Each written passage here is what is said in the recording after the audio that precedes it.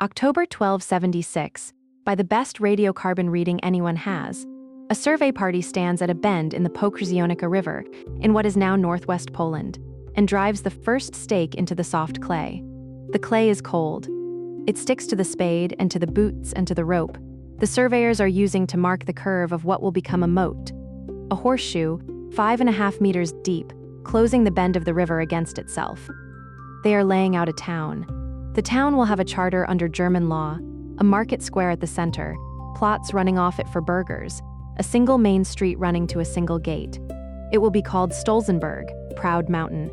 Though there is no mountain here, only a slight rise above the river meadows, and the name will be a German colonial joke at the expense of the flat Pomeranian lowland that the German settlers have come to break into fields.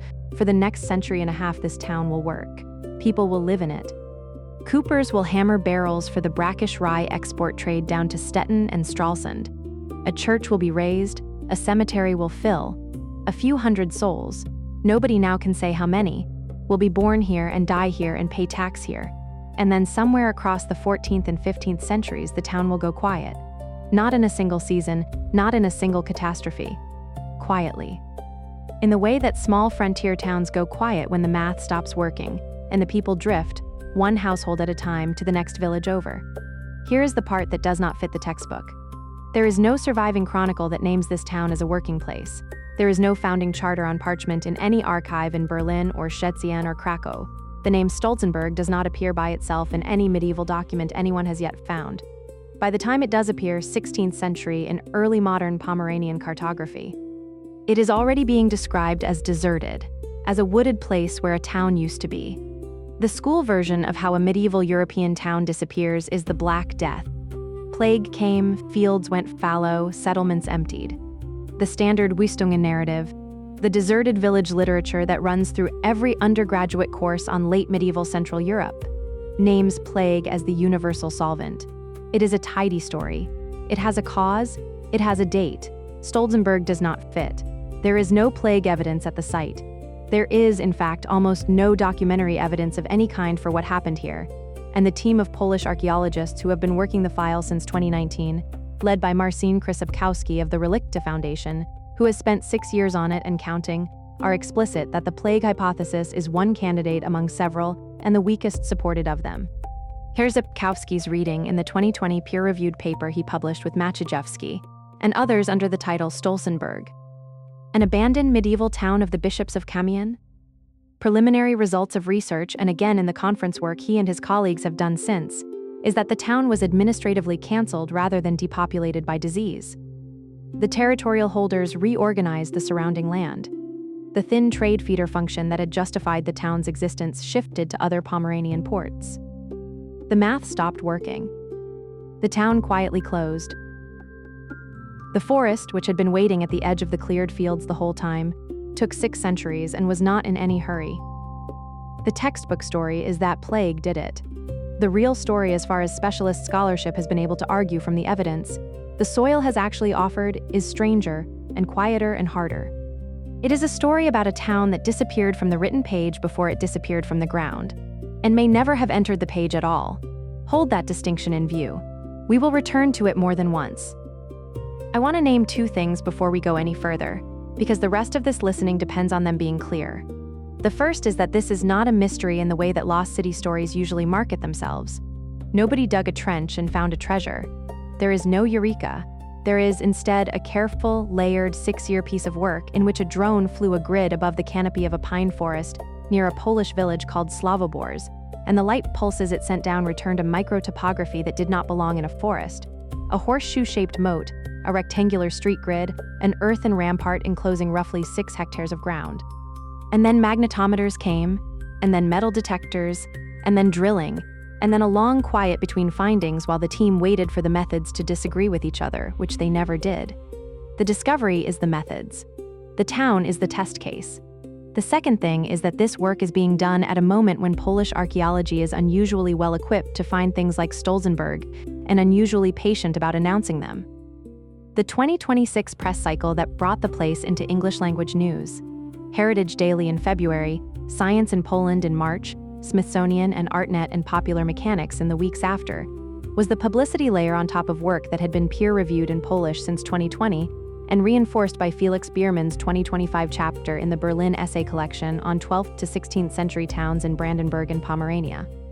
The story you are hearing in the next 9 hours has been being assembled, very slowly, for the better part of a decade. None of it is announced from a single trench, so the clay is cold in October 1276. Heinrich. That is not the locator's real name. The real name has not survived, and the convention in the literature is to use a placeholder until something more specific turns up. Heinrich drives the first stake into the soft Pomeranian ground at the bend of the Pokrzyonka, and behind him a knotted rope is being unwound by 2 assistants who will pace out the moat line in standard Burgher foot increments. They are not free actors. They have been hired almost certainly by an institutional patron, a bishopric, a margraviate, a noble holding the territorial right to found towns under German law.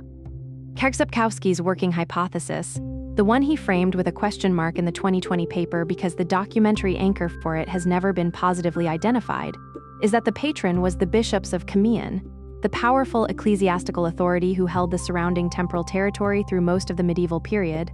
Biermann's 2025 chapter agrees broadly. Later press summaries from and the Polish Ministry of Culture have argued instead for the Margraves of Brandenburg as the more probable founder. Both readings are serious. Neither has a charter to back it. What we have in place of a charter is a town plan in the soil. The 2019-2025 surveys describe a rectangular grid, a market square at the center, a main street running from the square to a single city gate, the line of the moat closing the river bend, and inside the enclosure a footprint of roughly 6 hectares. Small for a medieval town, but legible as a town and not a village or a hamlet.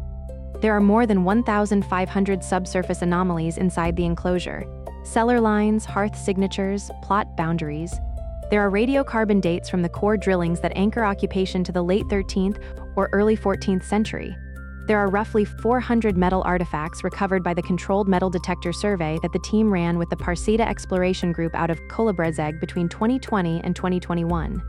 Bracteates from Stralsund, bracteates from Stettin, a denarius struck under Duke Barnum II of Pomerania, belt fittings, brooches, tools.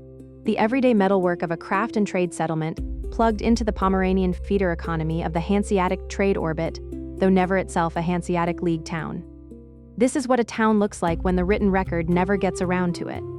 We will spend the rest of this listening, walking slowly around what the soil has said, and what the soil has not yet said, and what the trees did and did not keep. We will spend it asking, more than once, what it means that a fully planned medieval town could be founded, could function for the better part of a century and a half, could leave coins from Stralsund in its cellar floors and a 6-hectare earthwork in its forest, and could leave almost no medieval narrative record of itself at all. Heinrich, or whoever he actually was, drives the stake in. The 2 assistants pace out the rope, the clay sticks. Somewhere behind them, in the unbuilt clearing, the church is being sited east of the square, and the cemetery beside it.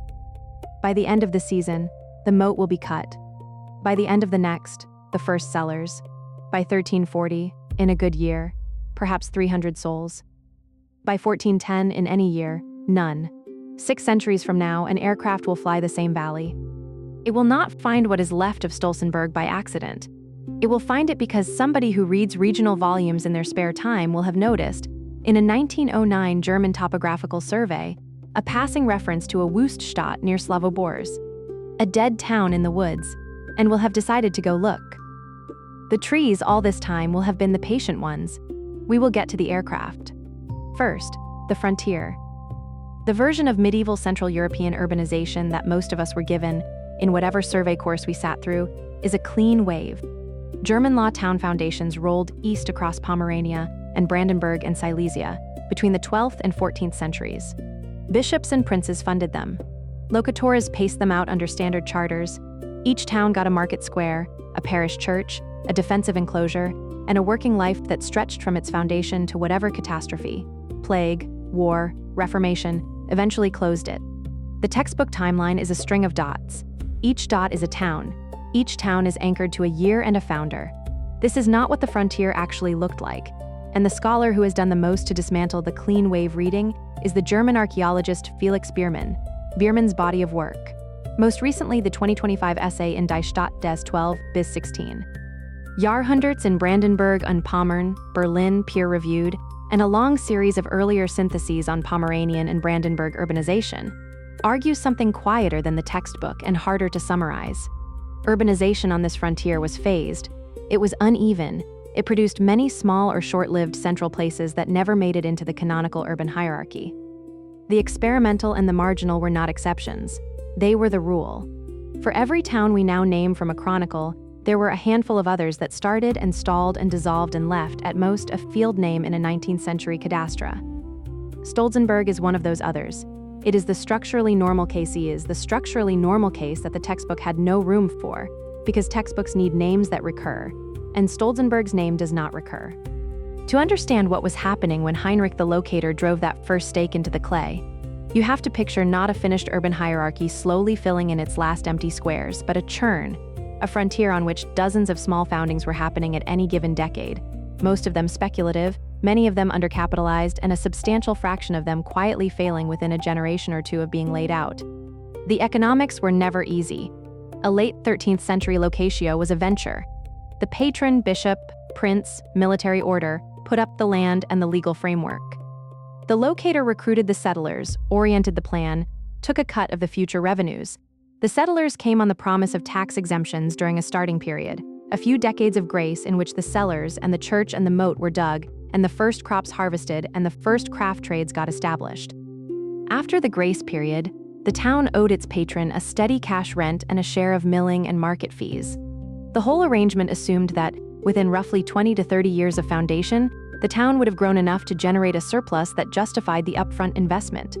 A surprising number of towns never did. The literature on failed locationes across the Aussiedlung belt is not as famous as the literature on the great Hanseatic ports, but it is the larger body of evidence. Towns founded too far from a working trade artery. Towns founded in years when grain prices crashed and the new settlers could not generate a marketable surplus. Towns founded on the wrong side of a feudal boundary that shifted under them within a decade. Towns founded by patrons whose dynastic priorities changed before the town had finished cellar walls. The 14th century, which on the textbook timeline is the century of plague, is in this larger frame the century in which a long, demographically tight checking account of medieval European urbanization finally went into the red, and many small frontier towns already operating at thin margins were the first to be quietly closed out. Mark this idea. The standard story of late medieval town abandonment names plague as the cause because plague is dramatic and datable. The specialist literature, including Biermann's synthesis, names a longer and less cinematic set of pressures of which plague is one, alongside changing trade routes, shifting territorial administration, climate fluctuations, soil exhaustion, lord-on-lord warfare, and the simple structural fact that a frontier full of speculative foundations will always have an attrition curve.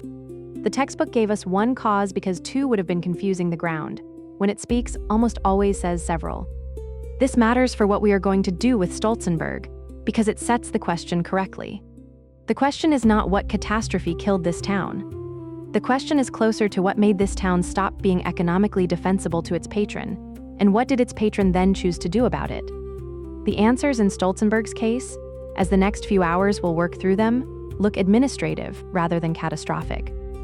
They look like a slow reorganization.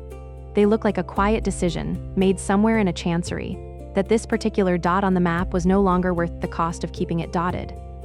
The Pomeranian River, where it bends through the Gmina of Slavobor about a mile south of the modern village, was not a bad place to put a town in 1276.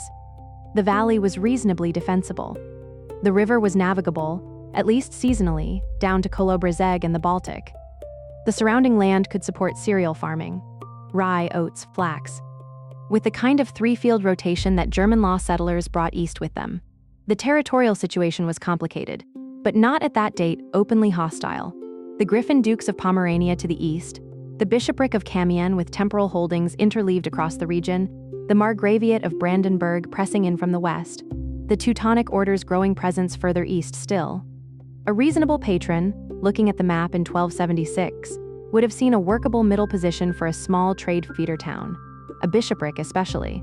And Krzepkowski's question-marked hypothesis is that the patron here was the bishops of Camion, would have seen a small revenue node in a region that the bishopric was actively trying to consolidate. So the town was laid out. Cellar walls went up. The cemetery began to fill. We do not know how fast. We do not know the founding generation by name. We do not have the deed. What we have are the radiocarbon dates from the 2020-2025 core drilling, which place sustained occupation across the late 13th and into the 14th century, and the early 14th century artifact horizon. The Stralsund and Stettin bracteates, the Barnum, the second denarius, which fits the dating envelope and tells us with reasonable confidence that by the early 1300s, Stolzenberg was a working node in the Pomeranian trade web. Here is the part I want to land carefully, because the temptation is to round it off, and the rounding off would lose the thing that matters. The Pomeranian trade web in 1310 held was a set of relationships that depended, at every node, on continuous renegotiation. A small inland town's continued viability depended on its patron continuing to want it, on the trade routes continuing to favor the river system it sat on the territorial boundary settlements continuing to leave it inside a stable jurisdiction. Any one of those could shift without warning. None of them required a catastrophe to shift. By the early 15th century, all three of them appeared to have shifted for Stolzenberg. The patron's territorial priorities had changed. The trade was running more efficiently through other Pomeranian ports. Kolobrazeg, Stettin, that did not need a small upstream feeder. The administrative framework that had protected the town's tax status had been reorganized around larger central places. The mathematical case for keeping a thinly populated, marginally productive frontier town on the books had quietly gone negative. We will spend the next several hours walking through what that looked like on the ground, in cellars and cemeteries and abandoned coopers' yards and the slow encroachment of the forest. But the frame to hold in mind as we go is the one Biermann's work has been arguing for 30 years. This town simply followed the structurally normal course of a frontier on which small foundings were always being made and a substantial fraction of them were always being unmade. Was the structurally normal outcome of a frontier on which small foundings were always being made and a substantial fraction of them were always being unmade. The textbook gave us the stable towns because the stable towns survived to be named. The vanished towns, and there are many of them, scattered through the forests, and the field names of Pomerania and Brandenburg and Silesia and the Polish Pomorsy are the ones that show us what the system actually looked like when it was running. Stolzenberg is now legible because the methods have caught up. The methods will keep catching up. There are others. Keep the bishopric of Kamian in view. We will come back to it more than once, and the question mark over its role will not, by the end of the listening, be removed, only carefully described. For now, the clearing is still recent. The cellars are still new. The bishops or the margraves or whoever has chartered this place are still receiving steady rents from it. The Pomerania is still moving through the same bend it has always moved through. And the math for a few more decades. When you read a textbook on medieval town foundation, the entry for any given town usually starts with a date and a founder. Founded 1234 by Duke such and such under Magdeburg Law Foundation Charter preserved in the City Archive, transcribed in Volume X of the Regional Urkundenbuch, the two facts, the date, and the founder. Sit at the head of the entry like a doorway. Everything else hangs from them. The town's relationship to its territorial lord, its tax obligations, its market rights, its judicial structure, all of it follows downstream from the moment the charter was sealed. Stolzenberg has no charter, no surviving document names a founder, no surviving document names a foundation year. The 2020 paper Krzepkowski and his colleagues published, the one with the question mark in the title, An Abandoned Medieval Town of the Bishops of Kamian, places its best evidence behind that question mark and is honest about why. The bishops of Kamian held the surrounding temporal territory through most of the period in question. The pattern of foundation under their patronage fits other small Pomeranian towns of similar profile in the same decades. But the document that would close the case has not turned up in any archive that anyone has yet searched. The press summaries that ran through Science in Poland and the Polish Ministry of Culture's communications channels in early 2026 lean instead on the margraves of Brandenburg as the more probable founder, which is a defensible reading from territorial political grounds. Both readings are working hypotheses, neither is settled. This is not a normal situation. For a planned medieval town with a moat, a market square, a working occupation horizon spanning more than a century, and a coin record placing it inside an active trade network, for that town to have no surviving foundation document is itself a fact worth dwelling on. It tells us something about how the documentary record of the medieval period was actually produced, preserved, and lost. The honest answer is that most documents have not survived. The Pommersches Urkundenbuch, the standard Pomeranian charter collection, preserves a substantial fraction of what was preserved at all, and what was preserved at all is a small fraction of what was originally produced. Chanceries burned, bishoprics were dissolved, monastic archives were dispersed during the Reformation. The 30 Years' War passed through Pomerania and destroyed institutional record-keeping at a scale that historians still struggle to reckon with. The Second World War destroyed more. What we have for any small frontier town is the residue of 3 or 4 centuries of progressive loss. The absence of a Stolzenberg charter's absence speaks only to the attrition any small 13th century foundation faced before its documents reached a stable archive. It is evidence of the kind of attrition that any small 13th century foundation was subject to before its documents reached a stable archive. But this is the part where the work has to turn. Because the textbook habit, and it is a habit, not a method, is to treat the foundation date and the founder as the load-bearing facts. If those facts are missing, the textbook entry cannot be written. The town drops out of the syllabus, the ground keeps the town, the page does not. Krzepkowski's working radiocarbon envelope is the late 13th to early 14th century. The 2020 paper, working from organic material recovered in the first core drillings, places the founding horizon somewhere across that span. The metal detector artifacts recovered in the 2021 surveys reinforce the envelope. The Barnum, the second denarius, anchors at least one phase of occupation to the reign of a Pomeranian duke whose dates are securely 1278 to 1295, and the Stralsund and Stettin bracteates fit the broader Pomeranian numismatic horizon of the late 13th and early 14th centuries. The town was operating during the years when Barnum II's coinage was in circulation. It was probably already operating when the coinage was first struck. It was almost certainly founded within a decade or two on either side of 1280, and the radiocarbon will eventually tighten that range, but it will not, barring a documentary find that nobody is currently predicting. Close the case on who founded it. This is a different epistemic situation from the textbook one. The textbook moves from the document to the ground. The medieval archaeology version, which is what Krzepkowski's team has been practicing, moves from the ground to a hypothesis that the document, if it ever turned up, would either confirm or refute. The hypothesis is the bishops of Camion. The grounds for it are several. First, the territorial situation. The bishops of Camion held temporal jurisdiction over substantial portions of central Pomerania across the relevant decades, including land in the broader vicinity of what is now Gmina Slavobors. They were active patrons of urban foundation through the period. Other small Pomeranian towns of comparable size and date can be attributed to them on documentary grounds. Second, the institutional pattern. Bishop-founded towns in this region tend to follow a particular layout: modest enclosure, single market square, parish church-oriented east of the square, modest defensive earthwork rather than stone wall. And Stolzenberg's plan, as resolved from the LiDAR and geophysics, fits that template closely. Third, the absence of competing claims, no surviving margravial or ducal charter for the immediate area places a different patron in the founder's seat. Though, as noted, the recent press cycle has argued that the Margraves of Brandenburg should be considered as a stronger alternative than the 2020 paper allowed. Here is the careful thing the specialist literature does, and that the textbook usually does not. It carries the question mark forward. It does not collapse the bishopric hypothesis into a fact for the sake of a cleaner entry. The 2021 conference paper that Krzepkowski gave with Kuczkowski and Roniecki kept the question mark in its title. The 2025 Bierman chapter argues for the bishopric reading but does not present it as closed. The communications in 2026 floated the Margraves alternative. The field as a field is doing its work, which is to hold competing hypotheses in view until the evidence forces a decision, and to be patient about not forcing the decision before the evidence is ready.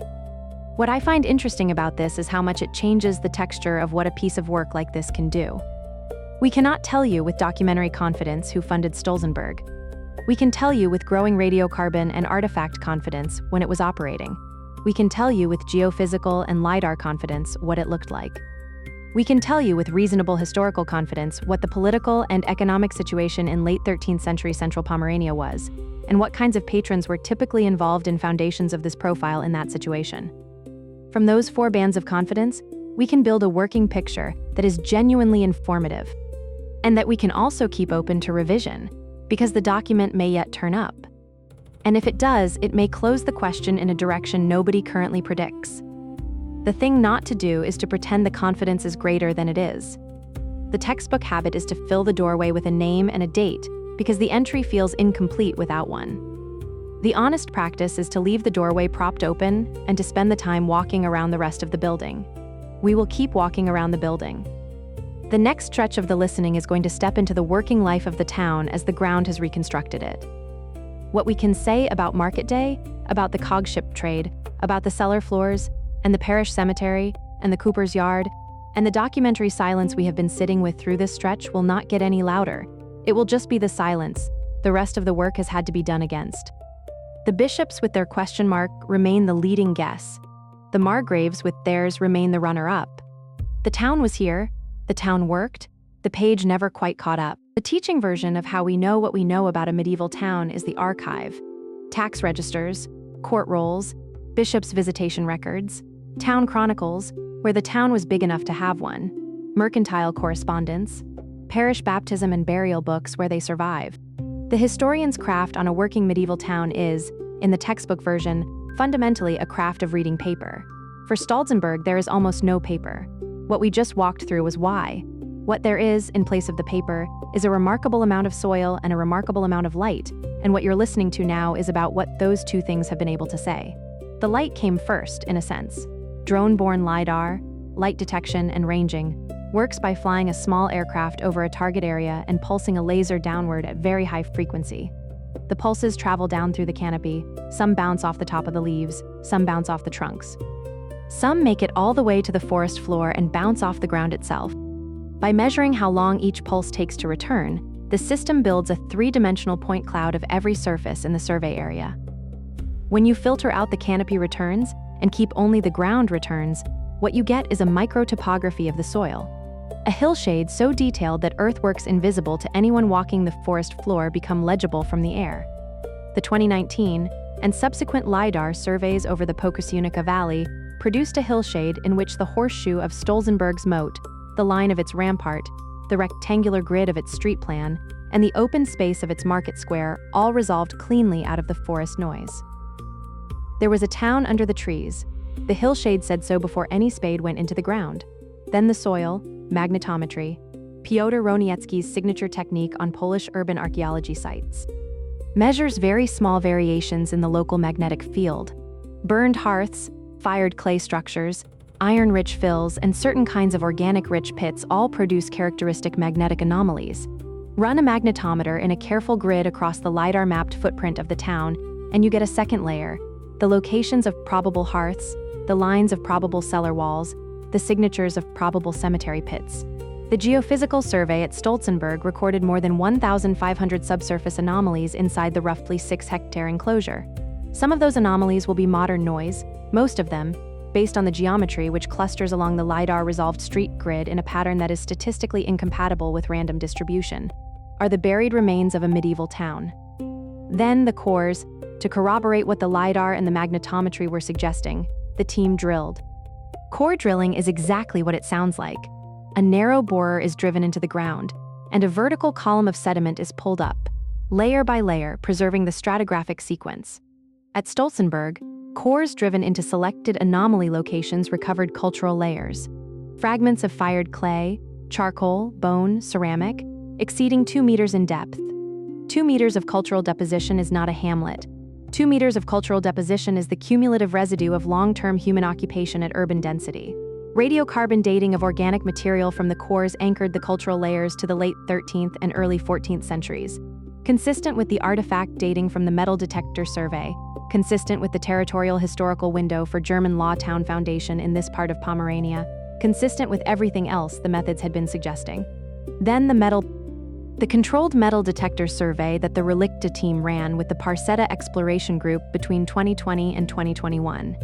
A careful gridded sweep rather than the chaotic kind of metal detecting that destroys context, recovered roughly 400 metal artifacts across the surface horizon. The medieval cluster within that 400 included the bracteates from Stralsund and Stettin already mentioned, the denarius of Barnum II of Pomerania, belt fittings, brooches, buckles, knife blades, and the standard array of small metal objects that a working craft and trade town generates and loses across its surface during the centuries of its operation.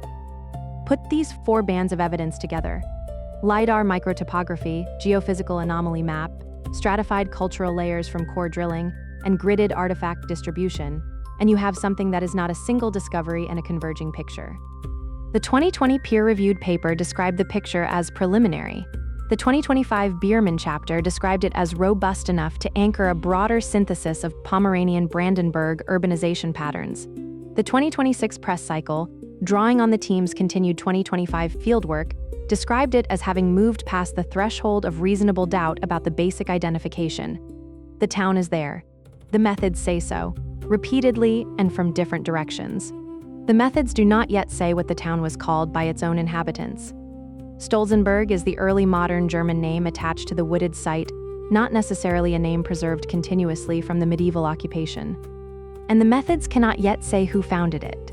But the methods can say, and have said, that a planned urban center with a market square, a main street, a parish church, a cemetery, a moat, and a rampart occupied this stretch of the Pomerania Valley across the late 13th and into the 15th centuries, and that its working life ended without a clear single catastrophic event. What I keep coming back to, when I read the technical descriptions of this work, is how different the epistemology is from the textbook version. The textbook moves from a known document to a known site. The Stolzenberg work moves from a known site to a hypothesized history that the document, when and if it turns up, will either confirm or modify. The two methods are not opposed.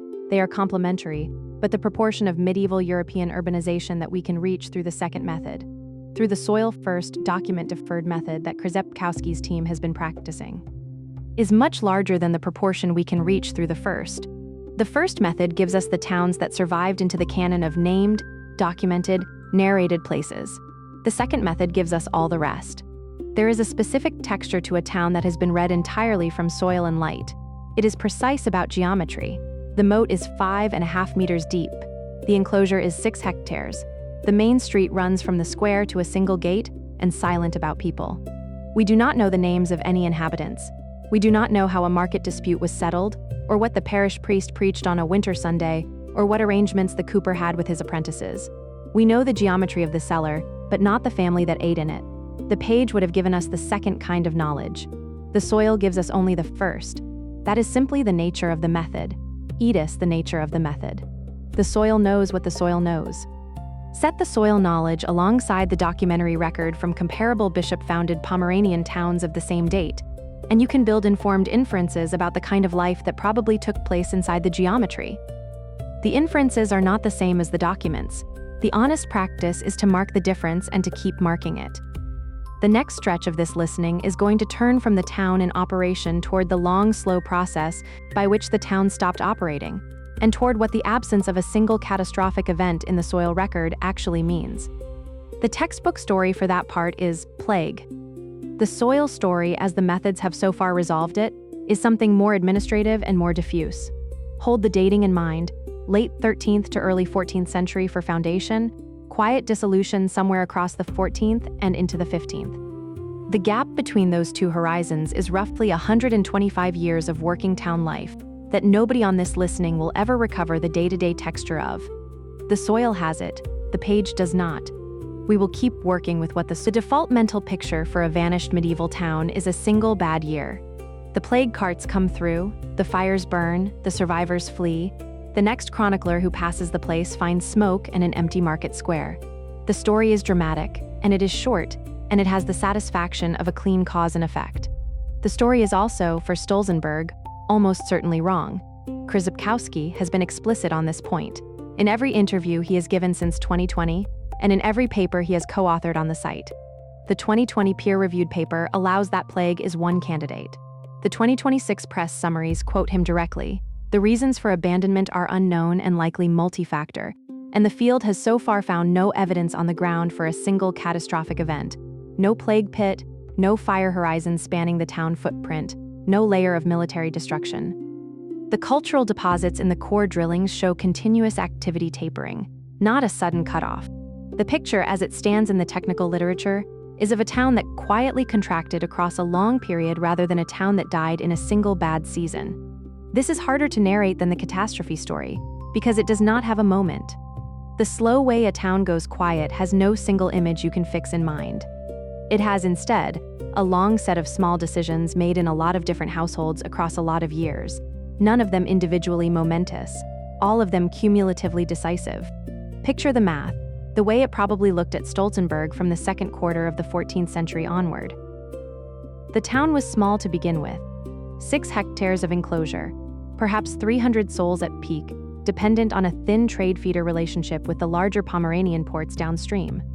Every year, the patron, the bishopric, or the margraviate, depending on which hypothesis you favor, received a steady cash rent from the town's burghers, plus a share of milling and market fees. Every year, the burghers had to generate enough surplus to cover the rent, the fees, their own subsistence, and the maintenance of the moat and the rampart and the church and the cemetery.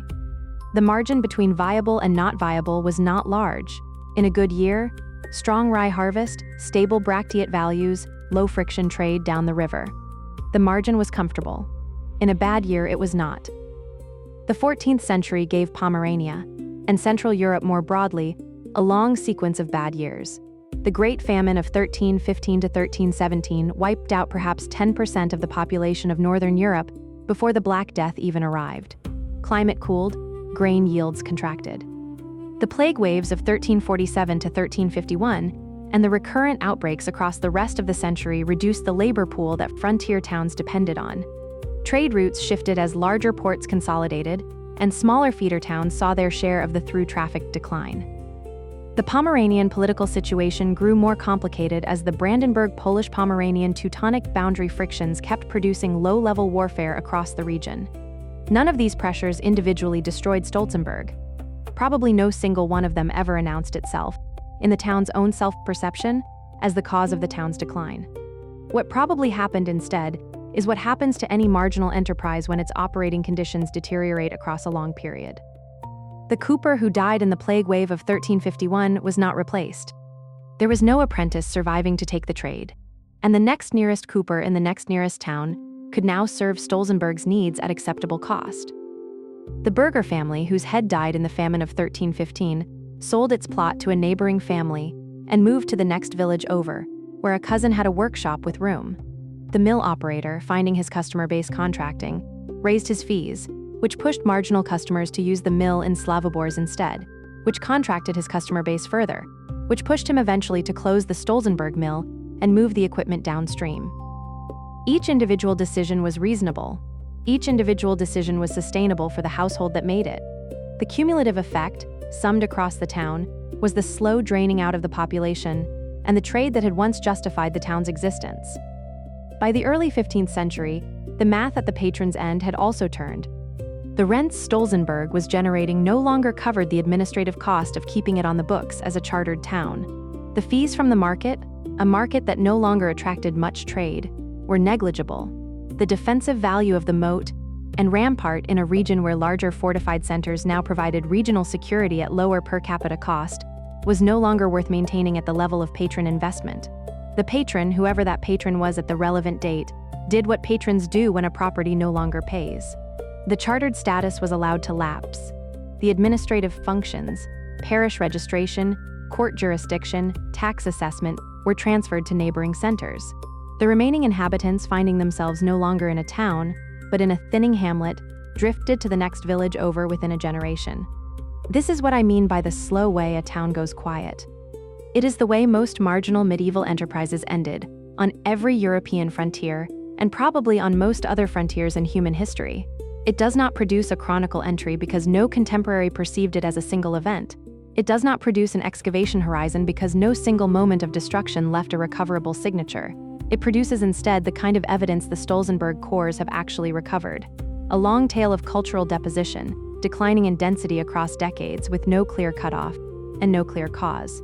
The methods have to read the absence of a single event horizon as itself the evidence. That is what Krzepkowski's team has been doing, carefully since 2019.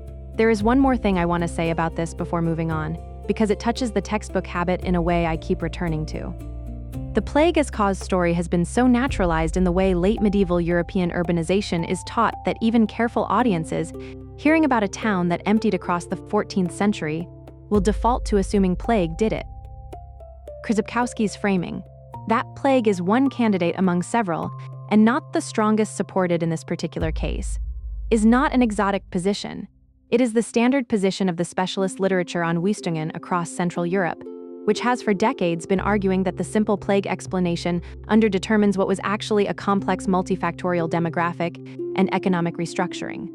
The textbook version persists because it is teachable in a single paragraph. The specialist version persists because the evidence keeps refusing the simpler reading. For Stolzenberg specifically, there is no single cause we can name. There are several pressures we can describe. We can describe how those pressures probably acted on a marginal frontier town of this size and position over the course of a long century. We can describe what the cumulative outcome looked like in the cellars and the cemetery and the moat line. We cannot tell you the day the town stopped being a town because no such day existed. The forest all this time was waiting at the edge of the cleared fields. Pines do not need permission. As the fields stopped being worked, the seedlings moved in. As the cellars stopped being maintained, the roots moved through the walls. As the moat stopped being scoured, the silt rose across the 15th and 16th and 17th centuries. The forest covered the geometry that the soil had kept. By the time the early modern Pomeranian cartographers attached the name Stolzenberg to the wooded site, they were naming a place that had been a town and was no longer one. The name preserved the memory. The trees preserved the evidence. The page, which had never quite caught up to the town in its working life, gave up entirely on it. We will pick up the page again in 1909, in a single line in a regional German topographical volume. That line is the thread by which the modern recovery of Stolzenberg began.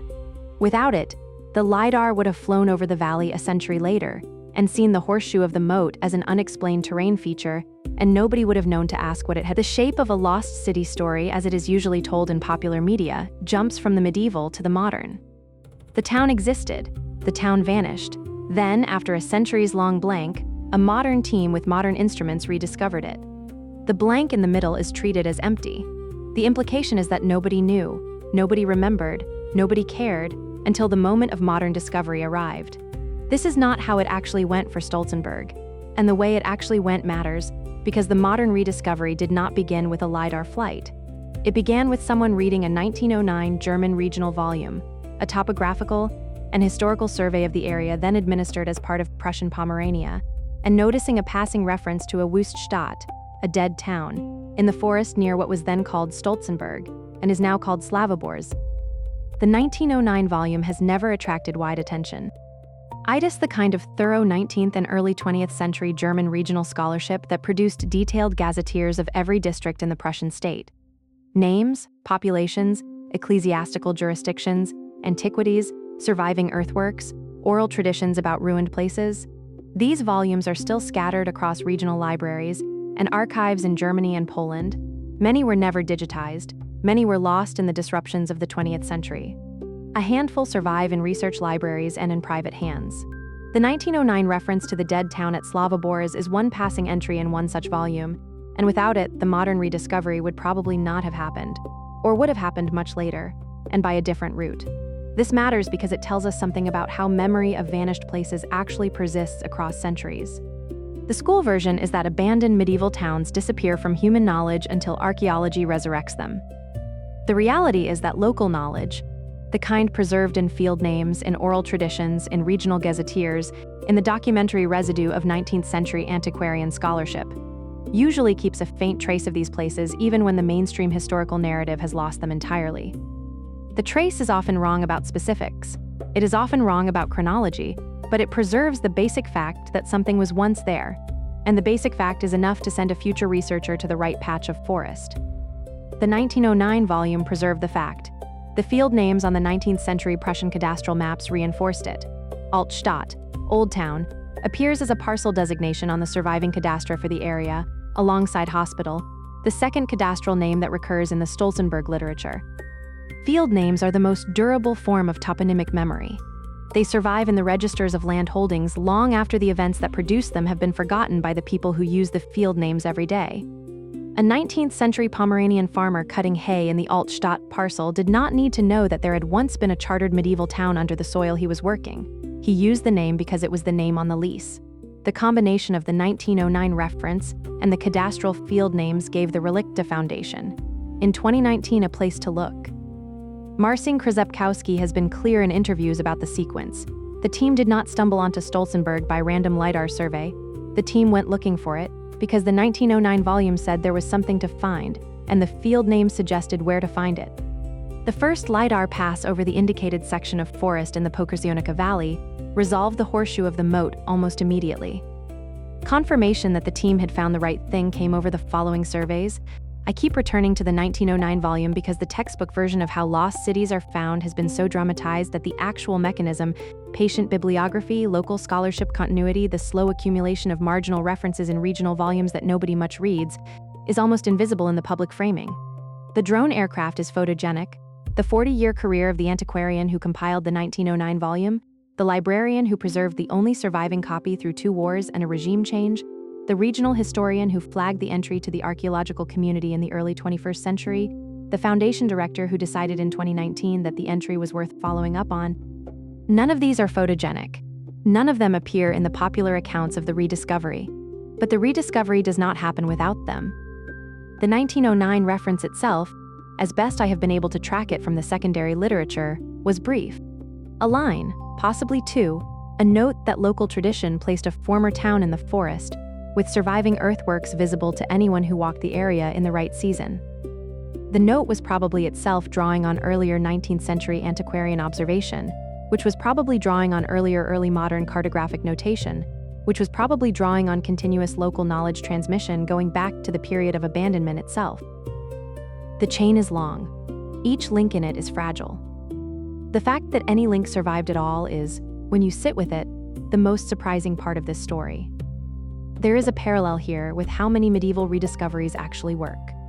The standard British example is Warham Percy, the textbook deserted medieval village in Yorkshire, which appears in 19th century antiquarian topographical literature, long before its excavation as a serious archaeological project began in 1948.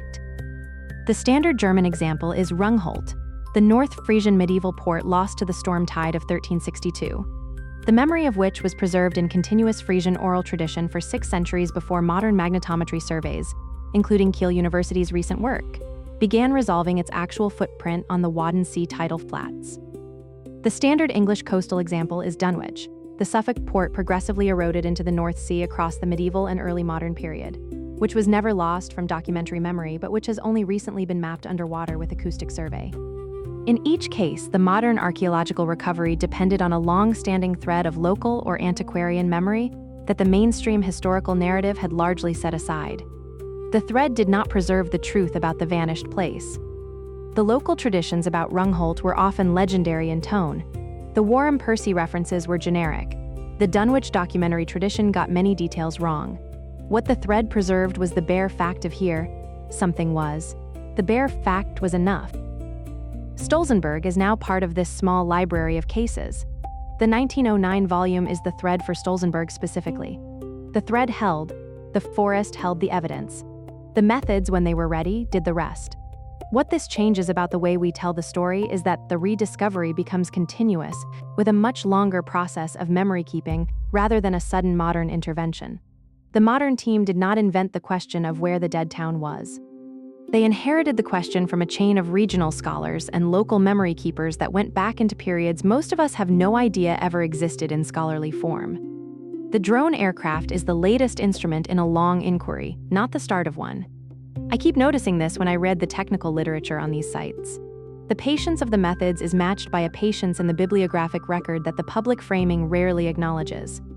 The 1909 volume has been sitting in regional libraries for over a century, waiting for someone to act on its single passing reference.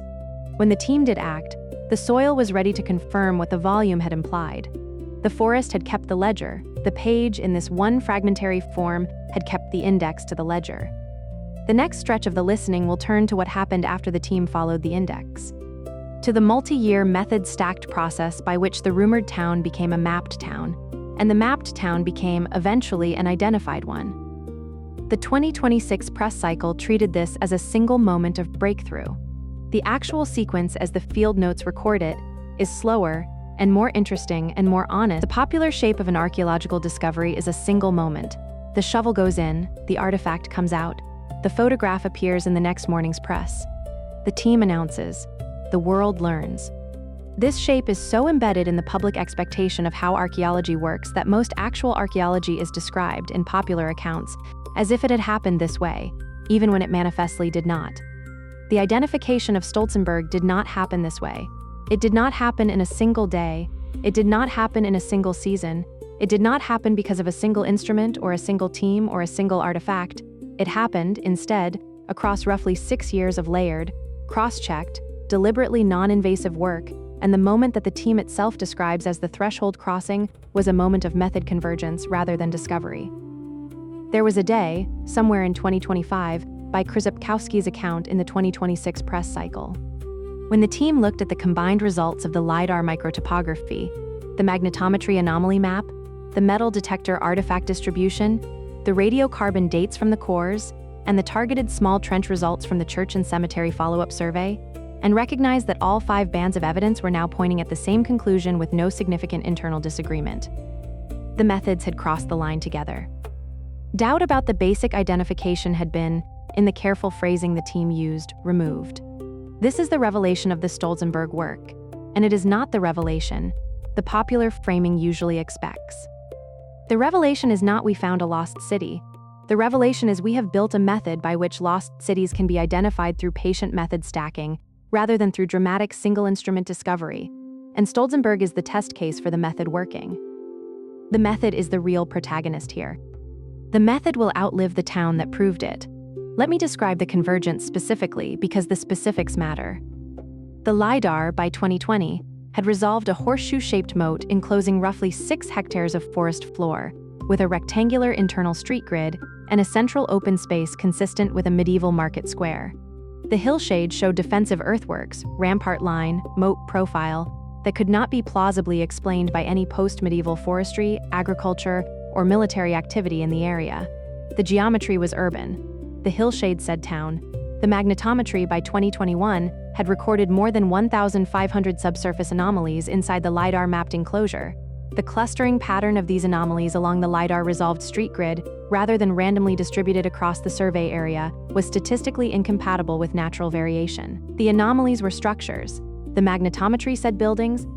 The metal detector survey, run in controlled grids with the Parseta Exploration Group between 2020 and 2021, recovered roughly 400 metal artifacts from the surface horizon.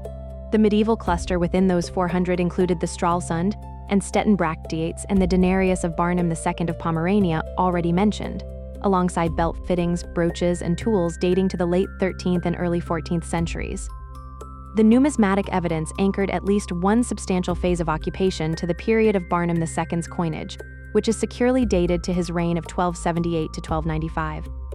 The artifact said late 13th century, trade integrated, urban. The core drilling across the same period recovered stratified cultural deposits exceeding 2 meters in depth at multiple anomaly locations inside the enclosure. The depth and density of the cultural layers were consistent with long-term urban occupation rather than short-term hamlet activity. The radiocarbon dating of organic material from the cores reinforced the late 13th to early 14th century window suggested by the artifacts. The cores said sustained occupation at urban density, and the targeted follow-up work that the team carried out across 2025, including small-scale trial trenches at the church and cemetery location that the geophysical plan had identified as priority targets, produced material that confirmed, rather than complicated, the picture the 4 earlier bands of evidence had been building. There was a moment in 2025 when the team could look at all 5 bands together and see that they agreed. No band was being overridden by another. No band was producing evidence that the others had to explain away. The LiDAR, the magnetometry, the metal detector finds, the core stratigraphy, and the trial trench material were all telling the same story about the same place. That moment, the convergence moment, is what Krzepkowski and his colleagues meant when they said, in the 2026 communications, that the remaining doubts about the Stolzenberg identification had been removed. It is worth dwelling on what removed means in this context, because it is more careful than the popular framing tends to allow. Removed does not mean every question has been answered. Removed means that the question is this really a medieval town here has been answered, with the convergence of methods providing the evidentiary basis for the answer. It does not mean that the question who founded this town has been answered. The Bishop of Camiens versus Margrave of Brandenburg debate continues, with no charter yet in evidence to decide it. It does not mean that the question, why did this town quietly close, has been answered. Krzepkowski continues to frame the abandonment as multifactor and not yet resolvable to a single cause. It does not mean that the question, what was daily life like inside the enclosure, has been answered. That question would require excavation at a scale the team has so far declined to undertake, on the principle that non-invasive method stacking should be exhausted before substantial digging begins. What has been removed is the foundational doubt. The site is a medieval town. The town was operating across the late 13th and into the 15th century. The town was integrated into the Pomeranian trade orbit. The town's plan is the plan of a German law foundation. The town went quiet by the early 15th century and was forgotten from the mainstream documentary record until the 1909 volume preserved the toponymic memory, and the 2019 LiDAR resolved the moat. All of that, the methods now say, with no significant internal disagreement. I keep thinking about the discipline that this kind of work requires. The temptation to announce a discovery early, on the basis of a single dramatic instrument result, is enormous in modern archaeology. The funding pressure, the press attention, the institutional reward structures all push in that direction. Krzepkowski's team resisted the temptation for 6 years. The 2020 paper described the work as preliminary. The 2021 conference paper kept the question mark in the title. The intermediate years of fieldwork were conducted without major public announcement. The 2025 convergence moment was followed by the 2026 communications, and even those were carefully phrased, removed any remaining doubts, not finally proven. This is what disciplined archaeology in the era of remote sensing looks like. The methods are powerful enough that an undisciplined team could have announced the basic discovery in 2020 on the LiDAR alone. The discipline consisted in not announcing until the LiDAR had been cross-checked by magnetometry, by metal detecting, by drilling, by targeted excavation. The discipline consisted in being willing to publish the work as preliminary and to keep it preliminary for years, while the cross-checks were carried out. The reward for the discipline is that, when the announcement finally came, it had the kind of evidentiary backing that subsequent revision is unlikely to undermine. The Stolzenberg identification will hold. The questions that remain open, patron, cause of abandonment, daily life texture, will probably be answered piecemeal across the next decade as targeted excavation begins. But the foundational identification is now stable. This is the revelation. What matters is that a method for finding lost cities patiently and reliably and at a scale much larger than the documentary record allows has been demonstrated to work. The forest kept the ledger. The 1909 volume kept the index. The combined methods, working slowly and together across 6 years, read the ledger back into a form that the historical record can now incorporate. There are other Stolzenbergs in the forests of Central Europe. The method will find them. There is a particular quiet that follows a methods chapter, and I want to honor it before moving on. Something has just been established. The 5 bands of evidence converged, and the convergence was the revelation. And the revelation was not, we found a lost city, but we built a way of finding that the field can now use. That is a different shape of knowing than the popular shape, and it deserves the time to settle into before we walk on toward the instruments themselves. What I keep returning to, sitting with the convergence, is how unfamiliar it is to encounter a discovery whose protagonist is a method rather than a person or a place. The popular shape of archaeological revelation puts an excavator at the center, holding the object. The Stolzenberg shape puts a 6-year cross-checking process at the center, and the object, when it finally emerges as confirmation of what the cross-checking had already implied. The emotional register of the two shapes is genuinely different. The first is the register of surprise. The second is the register of patience rewarded, quieter, slower, less photogenic, and in the end, probably more durable. I think that durability is part of what I want to sit with you about. The Stolzenberg identification will hold. The reason it will hold is not that the team was lucky or that the instruments were unusually powerful in any single application. The reason it will hold is that the team waited until 5 independent bands of evidence agreed before they used the word removed. Any one band could have been wrong. The convergence of all 5 is what makes the conclusion robust against revision. This is what disciplined knowledge looks like at the moment of its formation, and it is worth noticing how rare it is to see knowledge formed this way in public. The bishop's question is the cleanest test of whether the discipline holds when it is uncomfortable to hold it. The patron of Stolzenberg has never been settled. The 2020 paper by Krzepkowski, Maciejewski, and their colleagues placed the bishopric of Kamień hypothesis in the title itself, with the question mark intact. Stolzenberg, an abandoned medieval town of the bishops of Camienne, preliminary results of research. The question mark was an honest signal that the attribution was a working hypothesis, supported by territorial political grounds and by typological comparison with other small Pomeranian bishop-founded towns of similar profile and date, but unconfirmed by any surviving foundation document. The 2021 conference paper that Krzepkowski gave with Kuczkowski and Roniecki kept the question mark. The 2025 Bierman chapter, working from a broader synthesis of Pomeranian Brandenburg urbanization patterns, argued for the bishopric reading as the best supported, but did not present it as closed. The 2026 press cycle from and the Polish Ministry of Culture argued instead for the Margraves of Brandenburg as the more probable founder, treating the bishopric hypothesis as a serious alternative but no longer the leading one. The literature as a body has held the patron question open across 6 years and 4 publications. The case for the bishops of Camienne rests on several converging considerations. The bishopric held substantial temporal jurisdiction across central Pomerania through the relevant decades, including land in the broader vicinity of the site. The bishopric was an active patron of urban foundation through the period. Other small Pomeranian towns of comparable size and date can be attributed to it on documentary grounds, and Stolzenberg's plan, modest enclosure, single market square, parish church oriented east of the square, modest defensive earthwork, fits the pattern of bishopric foundations elsewhere in the region.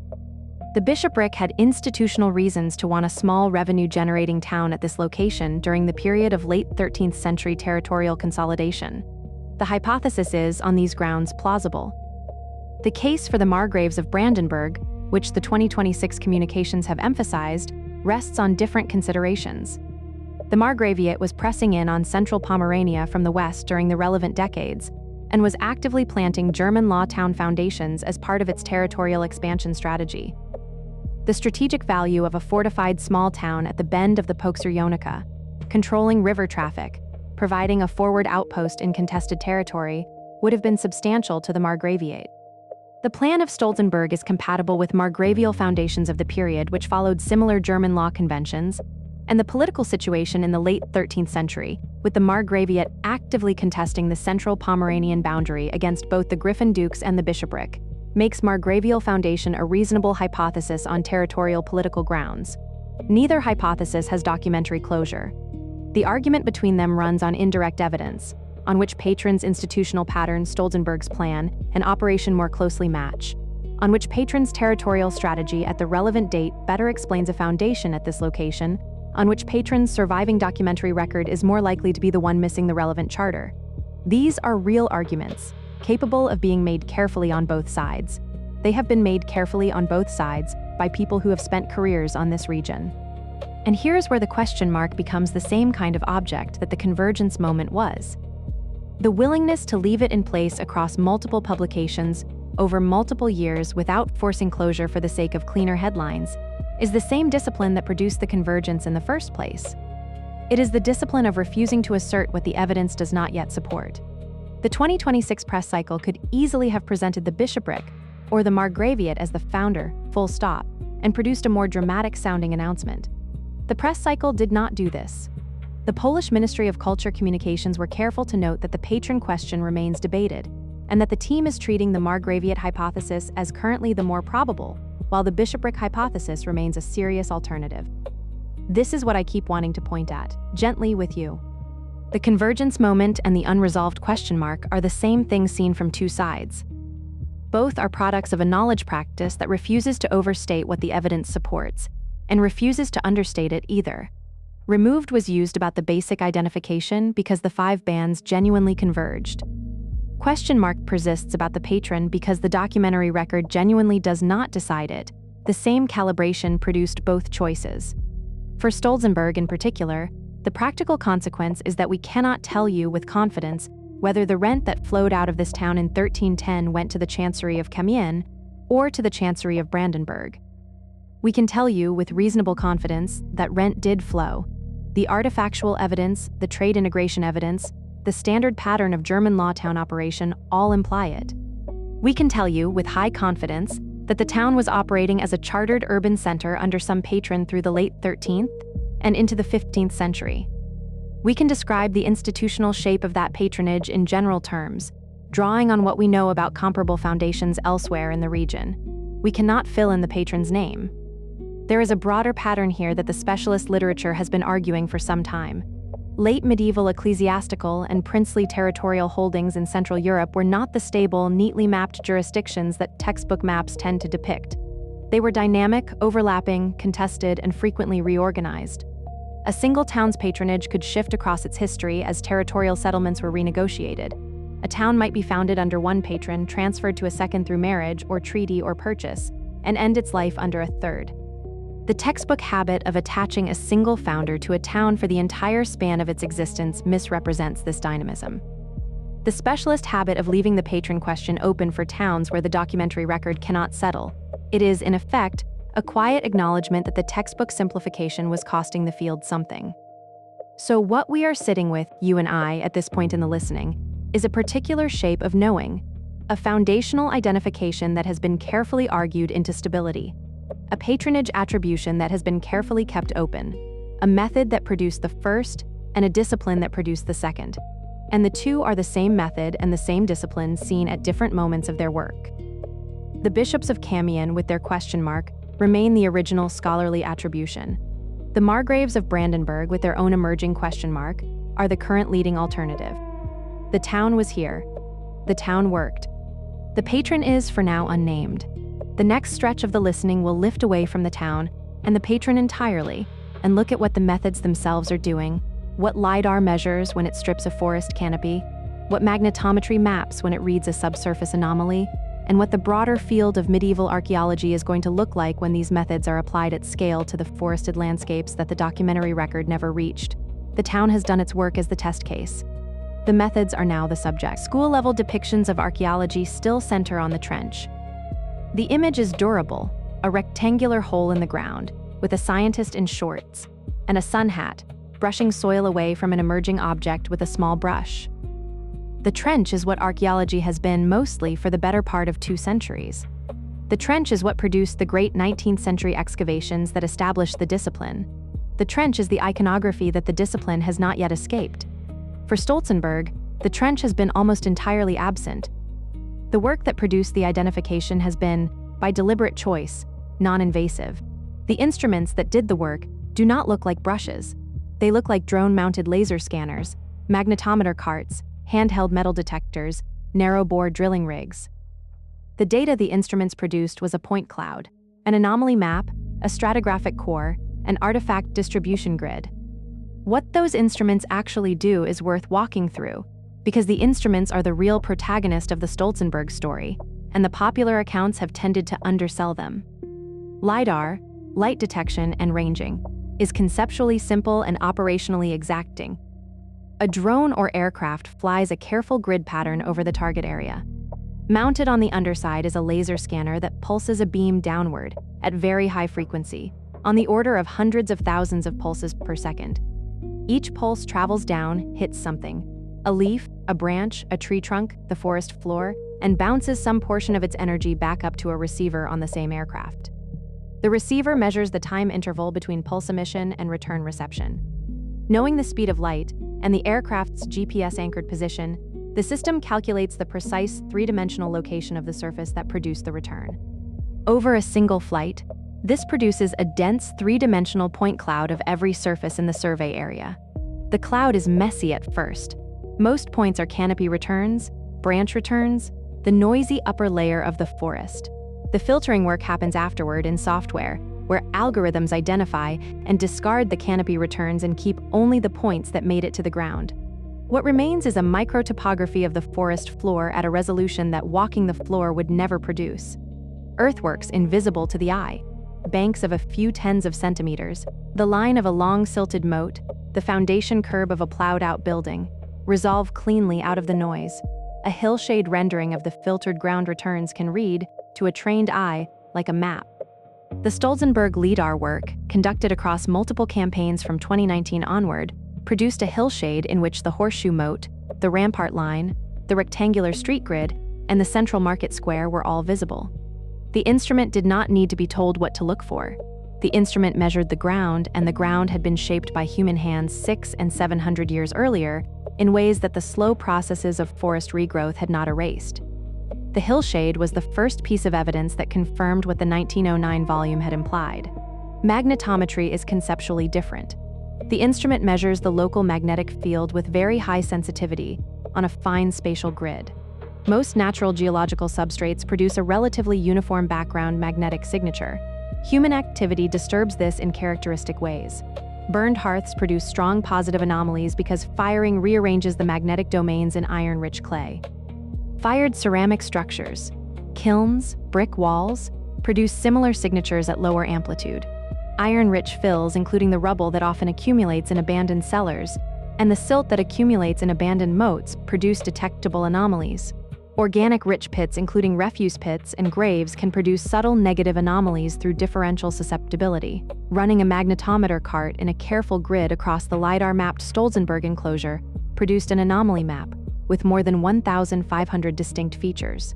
The spatial distribution of these features, clustering along the LiDAR-resolved street grid rather than scattering randomly across the survey area, was the evidence that the anomalies were structural rather than geological.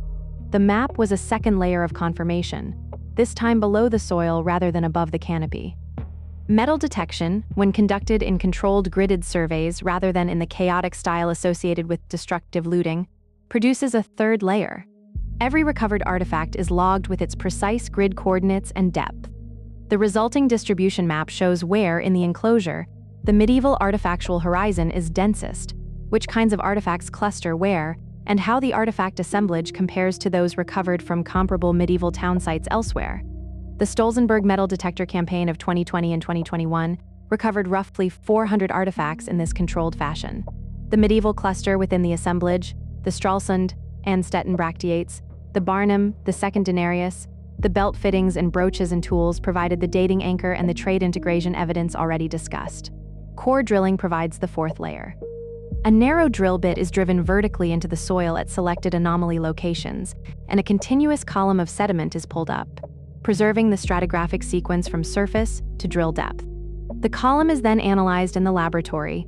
Layers are identified by composition. Organic material is sampled for radiocarbon dating, ceramic and charcoal inclusions are cataloged. The Stolzenberg cores recovered cultural deposits, fragments of fired clay, ceramic, charcoal, bone, exceeding 2 meters in depth at multiple drill points. Radiocarbon dates from organic material in the cores anchored the cultural horizon to the late 13th and into the 15th century. The cores gave temporal depth to the spatial picture the other instruments had built. These 4 instruments, LiDAR, magnetometry, metal detection, core drilling, together produced an identification that no single one of them could have produced. The LiDAR alone could have resolved an interesting earthwork that needed further explanation. The magnetometry alone could have mapped anomalies without dating context. The metal detector finds alone could have suggested a medieval site without resolving its scale or plan. The cores alone could have confirmed deep cultural deposition at single points without revealing the geometry of the overall settlement. Stacked together, with each method's strengths compensating for the other's blind spots, they produced a converging picture that the targeted small-scale trial trenches of 2025 confirmed. The trench remains essential. It remains the necessary final stage for many questions, and the Stolzenberg team will eventually need to excavate at the church and cemetery location and at selected high-value anomaly points within the enclosure to answer questions that the non-invasive methods cannot reach. The trench is now increasingly the last move undertaken only after the non-invasive methods have determined where and why to dig. The advantage of this sequence carries practical weight beyond the intellectual. Excavation is destructive. Once a site is dug, the stratigraphic information that was in the soil before the dig is gone, replaced by the excavation record. The information density of an undug site is, in important respects, higher than that of an excavated site, because the undug site retains every possible future question, while the excavated site retains only the questions that the original excavators thought to ask. Non-invasive methods preserve the site for future questions and future methods. They also produce a much larger sample of sites that can be characterized at moderate confidence than excavation alone could ever produce, because excavation is expensive, and slow and non-invasive survey is comparatively cheap and fast. The implication for the broader field is that we are entering a period in which the documented and narrated towns of the medieval European record, the towns the textbooks have always known about, are going to be joined over the next several decades, by a much larger population of identified but undug towns that the non-invasive methods will be able to characterize without ever putting a spade in. Stolzenberg is one of the first. There will be many more. The methods, having been demonstrated at Stolzenberg, will be applied with growing frequency to the forested and remote area sites where the documentary evidence is thinnest. The map of medieval European urbanization, drawn at scale a generation from now, will look meaningfully different from the map drawn today, and the difference will be in the population of small forested towns that the documentary record never quite reached, and that the non-invasive methods working patiently across many sites at once will finally have placed. The instruments will keep improving. The methods will keep stacking. The forest will keep for a while longer. The towns that the page never quite. General medieval history courses, even now, implicitly privilege the places that appear in chronicles and charters. The map of medieval Europe that gets drawn on a lecture hall whiteboard is basically the map of towns that entered the written record. The Hanseatic ports, the cathedral cities, the chartered free imperial cities, the bishoprics and abbeys and royal seats. The map is a real map. The places on it really existed. The historiography that has been built around them is one of the genuine achievements of European scholarship. The map is also, demonstrably, incomplete. Stolzenberg was not on it. Stolzenberg was a fully planned medieval town, founded under German law in the late 13th century, operating as a chartered urban center across more than 100 years, integrated into the Pomeranian trade orbit through Stralsund and Stettin, generating rent for some patron bishop or margrave, the question mark still open. And entirely absent from the canonical documentary spine of medieval European urbanization. The 1909 regional volume preserved a fragmentary toponymic memory. The early modern Pomeranian cartography preserved the name. The mainstream documentary record preserved nothing. If a town of this size and this duration and this institutional integration could leave so little written trace, what does that imply about the rest of the medieval European urban map? It implies, almost certainly, that there are many other Stolzenbergs, small, short-lived, marginally documented or undocumented frontier foundations, scattered through the forests and the cleared but historically fluid landscapes of Central, Northern, and Eastern Europe, that the non-invasive methods of the next several decades will progressively identify. Felix Biermann's synthesis of Pomeranian Brandenburg urbanization, with its emphasis on phased, uneven urban growth and many small or short-lived central places, has been pointing at this implication for years. The Stolzenberg identification turns the implication from a theoretical argument into an empirical one. The medieval European urban map is going to grow. The growth will not happen quickly. The methods are patient, the funding cycles are long, the publication timelines run in years rather than months, but the trajectory is established. The forest, in case after case, has kept what the page failed to keep. The instruments to read what the forest has kept are now available. The professional culture to deploy those instruments with the necessary discipline. The discipline Krzepkowski's team has modeled at Stolzenberg is now in place. The map will fill in. What I keep returning to in thinking about what this means is the relationship between the two kinds of archive. The page is one kind of archive. The page is the archive that human institutions chose, with effort and at cost to maintain. Charters were copied and recopied. Tax rolls were stored in vaults. Chronicles were illuminated and bound and preserved. The page survived where institutions survived to preserve it. The page failed to survive where institutions failed. The page is, in this sense, a record of what the institutions of medieval Europe considered worth remembering. The forest is a different kind of archive. The forest is the archive that nobody chose. The forest preserved Stolzenberg's moat and street grid and cellar lines not because any institution decided that the town deserved to be remembered, but because pines grew where the fields stopped being worked, and roots wound around the cellar walls and the moat silted in at a slow enough rate to preserve its profile, and the small acidity of the pine duff was kind to the metal artifacts on the surface horizon. The forest preserved by default. The forest preserved without intention. The forest preserved every town it covered, in this part of Europe, that had been quietly enough abandoned to escape the destructive processes. Plowing, building over, quarrying, deliberate clearance. That would have erased the evidence. There is a custodial relationship here between the forest and the town that I find genuinely moving when I sit with it. The forest did not know what it was keeping. The forest was just doing what forests do when human pressure releases. But the consequence of the forest's indifferent work, across 6 centuries, was that a complete medieval town was held in suspension for a future that nobody in the 15th century could have predicted. A future in which laser-scanning aircraft would fly over the canopy and read the geometry of the soil through the leaves and bring the town back into knowledge. The Stolzenberg story does not have a moral. It would be wrong to extract one. It is just a story about what time does to small marginal enterprises, and about what patient soil does to the geometry those enterprises leave behind, and about what patient methods applied carefully and at length can recover from the patient soil. The methods are the protagonist. The town was the test case. The forest was the archivist. There are other Stolzenbergs. The methods will find them. The field will be different in 20 years from what it is now, because of what the methods will have found. The map will be larger. The names will be many. Some of the names, like Stolzenberg, will be the names that the late medieval and early modern toponymic tradition preserved for places that the medieval documentary record never quite caught. Some of the names will be new, assigned by the modern teams from whatever local knowledge or cadastral or geographic anchor seems most appropriate, because no surviving early name attaches to the site at all. Either way, the names will go onto the map, and the map will become a better representation of what medieval European urbanization actually was, as opposed to what the surviving documents have always told us it was.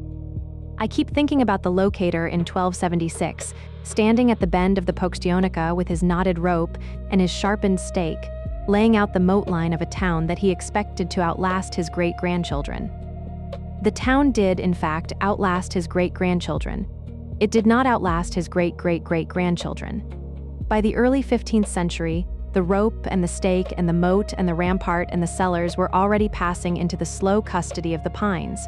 The locator would not have predicted, in 1276, that his work would be read again, by methods he had no concept of, in a year he had no concept of, by a team conducting a discipline he had no concept of.